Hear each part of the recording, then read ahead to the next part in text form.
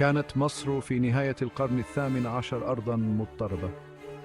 كانت الأوضاع السياسية والاجتماعية في حالة من الفوضى، حيث كانت البلاد تعاني من عدم الاستقرار والاضطرابات المتكررة. فالإمبراطورية العثمانية التي كانت مصر ولاية تابعة لها كانت في حالة تدهور. كانت السلطة المركزية ضعيفة وغير قادرة على فرض سيطرتها بشكل فعال، مما أدى إلى تفاقم الأوضاع في مصر. وكانت السلطة في مصر في أيدي المماليك، وهم طبقة عسكرية حكمت لقرون. كانوا يتمتعون بنفوذ كبير وسيطرة مطلقة على الشؤون السياسية والاقتصادية في البلاد. كان قبضتهم على السلطة مطلقة، وكان حكمهم في كثير من الأحيان قاسياً واستغلالياً. كانوا يفرضون ضرائب باهظة على الشعب ويستغلون موارد البلاد لصالحهم. وكان الشعب المصري المثقل بالضرائب الباهظة والمحروم من الحقوق الأساسية يتوق إلى التغيير. كانت الحياة اليومية للمصريين العاديين مليئة بالصعوبات والمعاناة، وكانوا يبحثون عن أي فرصة لتحسين أوضاعهم. لقد زرعت بذور التمرد في أرض خصبة من الاستياء. كانت هناك رغبة متزايدة بين الناس في التخلص من الحكم القمعي عن مستقبل أفضل وأكثر عدالة. هز وصول جيش نابليون بونابرت الفرنسي في عام 1952 مصر من جذورها، ووعد نابليون بالتحرر من الحكم العثماني والمملوكي. وكشف غزوه، وإن لم ينجح في النهاية، عن ضعف النظام القائم. طرد الفرنسيون في النهاية، لكن الفراغ الذي خلفوه أشعل صراعاً عنيفاً على السلطة. تنافس العثمانيون والمماليك والقادة المحليون الطموحون على الهيمنة. وظيفة الفلس ظهر كان محمد علي. ولد محمد علي في مقدونيا، ووصل إلى مصر كجزء من الجيش العثماني الذي أرسل لمواجهة الفرنسيين. كان قائداً ذكياً وطموحاً، وسرعان ما أدرك تعقيدات السياسة المصرية. أقام تحالفات مع شخصيات نافذة، بما في ذلك الزعماء الدينيون وشيوخ القبائل. والأهم من ذلك أنه فهم نبض الشعب المصري، وأدرك رغبته في وجود زعيم قوي وعادل. بدعم من الشعب المصري وخاصة علماء الأزهر، تحرك محمد علي. ففي عام 1905 اندلعت ثورة في القاهرة ضد بكوات المماليك الظالمين.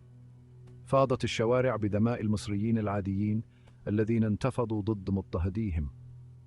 أصدر علماء الأزهر فتوى تشرعن الانتفاضة وتعلن محمد علي الحاكم الشرعي لمصر.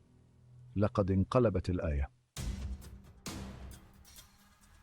تحرك محمد علي الذي أصبح الآن في السلطة بقوة بسرعة لتوطيد سلطته. لم يكن محمد علي مجرد حاكم عادي، بل كان رجلاً ذا رؤية وطموح لا حدود له.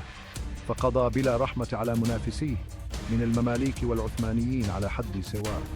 كانت هذه المعارك دموية وقاسية، حيث لم يترك محمد علي أي مجال للرحمة أو التسامح. وحطمت مذبحة المماليك الشهيرة في عام 1812، وهي عمل مخادع ظهرهم إلى الأبد. كانت هذه المذبحة نقطة تحول في تاريخ مصر، حيث أظهرت قوة محمد علي ودهائه السياسي.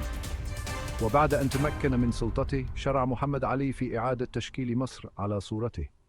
بدأ بإصلاحات جذرية في الإدارة والجيش والتعليم، مما جعل مصر دولة حديثة وقوية لن يكون مجرد دمية في يد العثمانيين. كان محمد علي مصمماً على أن تكون مصر دولة مستقلة وقوية، قادرة على الوقوف في وجه أي تحديات. لقد تصور مصر حديثة ومستقلة، قوة لا يستهان بها على الساحة العالمية. كانت رؤيته لمصر تتجاوز الحدود التقليدية، حيث أراد أن يجعلها مركزاً للثقافة والعلم والتجارة في المنطقة. كان بناء جيش قوي وعصري أمراً أساسياً في رؤية محمد علي. لقد كان يدرك أن بناء جيش حديث هو المفتاح لتحقيق الاستقلال الوطني والازدهار. لقد أدرك أن القوة العسكرية ضرورية للأمن الداخلي والطموحات الخارجية. كان يعلم أن جيشاً قوياً يمكن أن يحمي البلاد من التهديدات الخارجية ويعزز مكانتها في المنطقة. نفذ إصلاحات شاملة على غرار الجيش الفرنسي الذي شاهده بنفسه. استلهم محمد علي من التجارب الأوروبية وخاصة الفرنسية في تحديث جيشه. تم إدخال أساليب تدريب جديدة وتم تطبيق التجنيد الإجباري. كانت هذه الخطوات ضرورية لبناء جيش محترف ومنظم. أنشأ مدارس عسكرية ومصانع لإنتاج الأسلحة والذخيرة. كانت هذه المؤسسات جزءاً من خطة شاملة لتطوير البنية التحتية العسكرية. تحول جيش مصر الذي كان في يوم من الأيام حشداً غير منظم إلى قوة قتالية هائلة. بفضل هذه الإصلاحات أصبح الجيش المصري نموذجاً يحتذى به في المنطقة، قادراً على الدفاع عن البلاد وتحقيق طموحاتها. امتدت طموحات محمد علي إلى أبعد من القوة العسكرية.